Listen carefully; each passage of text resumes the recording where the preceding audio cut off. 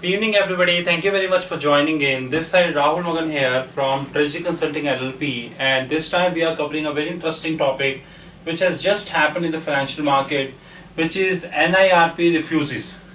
You must be sounding that whatever I'm talking about, right? In fact, when I myself heard this first, I was thinking that what exactly this is. So NIRP refuses refers to negative interest rate policies refuses. What do you mean by that? There are, now consider a world. Why consider a world? This is happening today, right? You have a world here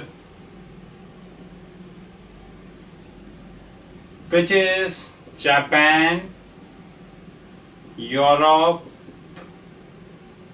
I'm not saying Australia, but yes, the way they are following the accommodative monetary policy, I cannot say that they are currently in negative interest rate, but they, the way they are following the accommodative monetary policy, interest rate would reduce. Okay, in the interest of clarity, let me decrease into two parts.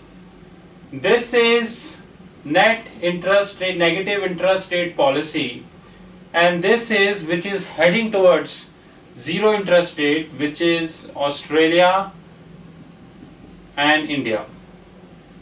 Here I refer accommodative monetary policy. Now there is a big gap here, very big gap here. Japanese and Europe, if we carefully see, there are more than $18 billion which shifted from these developed markets to emerging markets, where stocks, bonds, ETFs, and I think sometimes precious metals also. There's a very good debate which is happening on the Bloomberg TV nowadays. The debate is that, is the precious metals a safe haven? Certainly the way NIRP is happening, negative interest rate policies are happening, we need to consider that yes, precious metals is a safe haven, and the way it is spreading.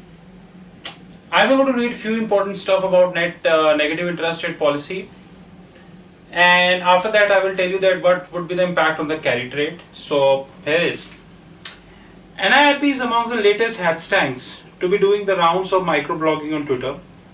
The term explains what has been happening in the global markets for some time now. Investors abandoning countries that are following or approaching negative interest rate in search of higher yielding assets across emerging market. Hence the hashtag NIRP.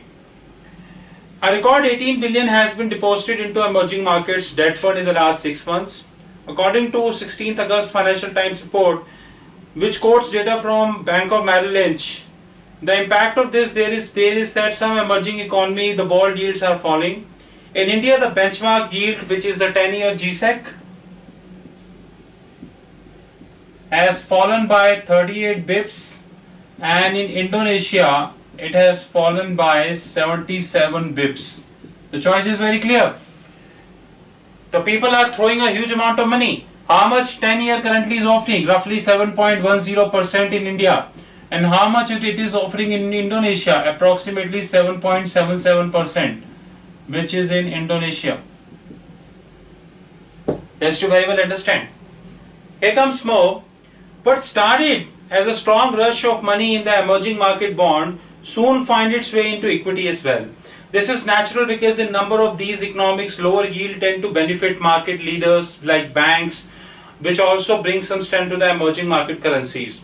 The latest edition of the Bank of America Merrill Lynch Fund Managers Survey showed that fund managers have cut back on the record level of cash they were sitting till the last month to buy into emerging market equities. The much feared recovery in the commodity prices has been modest. Since the start of the year, Thomson Reuters Commodity Index has gained 6%, although oil has gained steeper 34%. Even with these gains, commodities are holding near Goldilocks level, not enough to impact the oil and so. And we are here expecting that over the period of the time, people will treat precious metal as a gold. Emerging market currencies are following a similar direction with the South Asian rand, South African rand, which is known as ZAR, the Korean won and the Brazilian real gaining between 4% to 7%. India, where the central bank has kept the currency on a tight leash, is an exception and has been under 1% appreciation since June.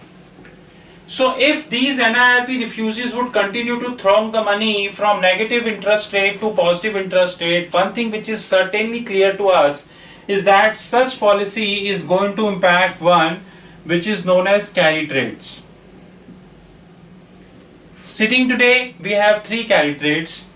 We have Aussie dollar, we have dollar to INR. Now this is investment carry.